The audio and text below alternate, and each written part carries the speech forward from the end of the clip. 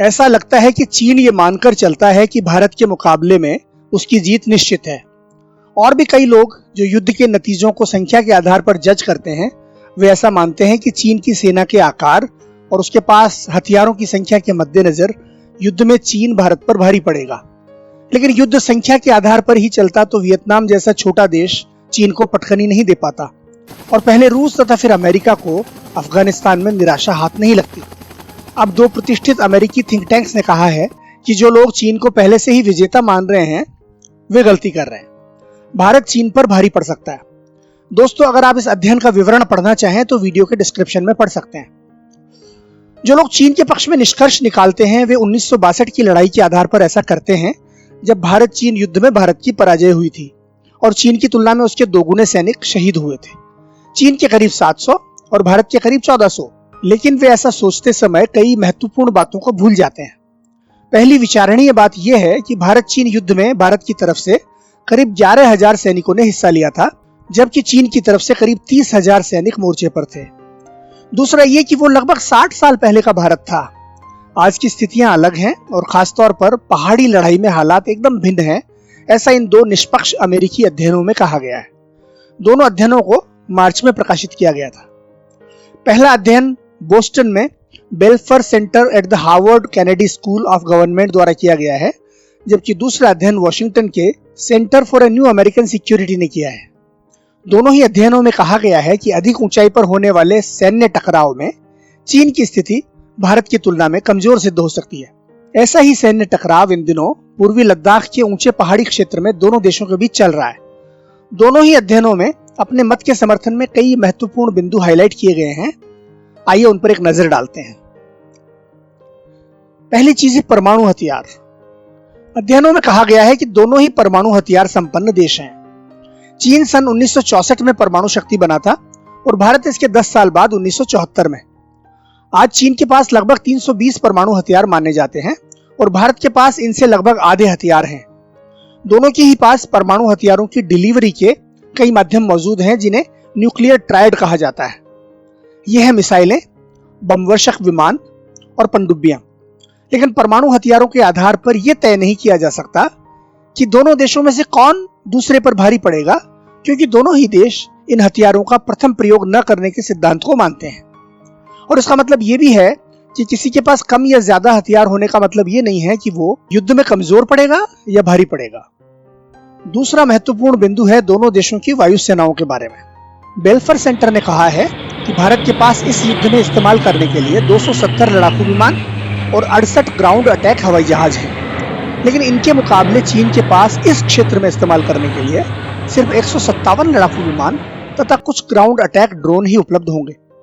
अध्ययन में कहा गया है कि भारत ने चीनी सीमा के पास अनेक छोटे छोटे वायुसैनिक अड्डे बना लिए हैं, जहां पर वो अपने लड़ाकू विमानों को तैनात कर सकता है।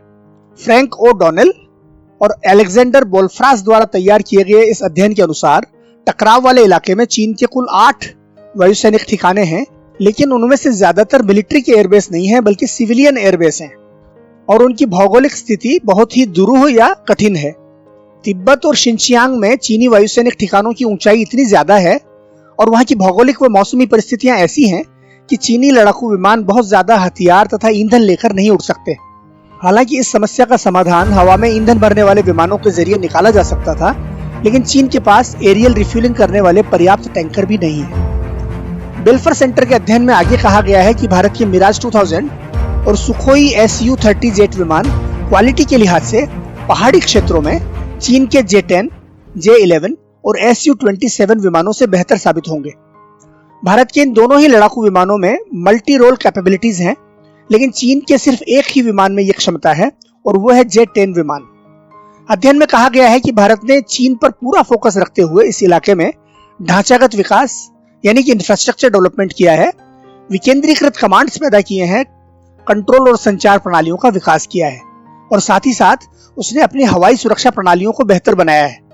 लेकिन दूसरी तरफ चीन चूंकि अमेरिका समेत बहुत सारे देशों से भिड़ना चाहता है, इसलिए उसने हिमालय क्षेत्र पर उतना ध्यान नहीं दिया है जितना कि देश के दूसरे इलाकों में ढांचागत विकास पर दिया है। बेल्फर सेंटर के अनुसार भारत के हमले की स्थिति में चीन के 4 वायुसैनिक अड्डों की स्थिति नाजुक होगी। अगर भारत ने इन हवाई अड्डों पर हमला करके उनको ध्वस्त कर दिया तो चीन की स्थिति और भी कमजोर हो जाएगी। बेल्फर रिपोर्ट वायुसेना के मामले में भारत को चीन से बेहतर स्थिति में मानती है। तीसरा महत्वपूर्ण बिंदु माना गया है अनुभव। अध्ययन में कहा गया है कि लड़ाई के अनुभव के आधार पर भी भारत चीन पर भारी पड़ता है। पाकिस्तान के साथ हाल ही में हुए टकराव की वजह से भारतीय वायुसेना को असली युद्ध की स्थिति में नेटवर्क्ड कॉम्बैट का बहुत अच्छा अनुभव हो गया है। चीनी पायलटों के पास ऐसे अनुभव की कमी है और उनके लिए असली युद्ध की स्थितियों की कल्पना करना मुश्किल होगा। रिपोर्ट में कहा गया कि हाल ही में चीनी वायुसेना के युद्धाभ्यासों के दौरान ये देखा गया कि पायलट खुद अपने फैसले करने की बजाय ग्राउंड कंट्रोल के निर्देशों पर ज्यादा निर्भर थे। इससे लगता है कि युद्ध का उनका अनुभव उसकी तुलना में काफी कमजोर है, जैसा कि अब तक आकलन किया गया है। अध्ययन में आगे कहा गया है कि भारत के पास ऐसे अनुभव की कोई कमी नहीं है, न सिर्फ हवाई युद्ध में बल्कि जमीनी युद्ध में भी, क्योंकि वो कश्मीर जैसे इलाकों में पाकिस्तान के साथ संघर्ष करता रहा है। रिपोर्ट कहती है कि हाल के वर्षों में भारत ने कई सीमित स्तर के युद्ध लड़े हैं, इसलिए वो जमीनी लड़ाई में भी ज्यादा अनुभवी तथा बैटल हार्डन्ड है। दूसरी तरफ चीन ने पिछली लड़ाई वियतनाम के खिलाफ 1979 में लड़ी थी और महीने भर की इस लड़ाई में चीन की पराजय हुई थी। ये अध्ययन अनुभव के मामले में भी भारत को चीन की तुलना में बेहतर करार देता है।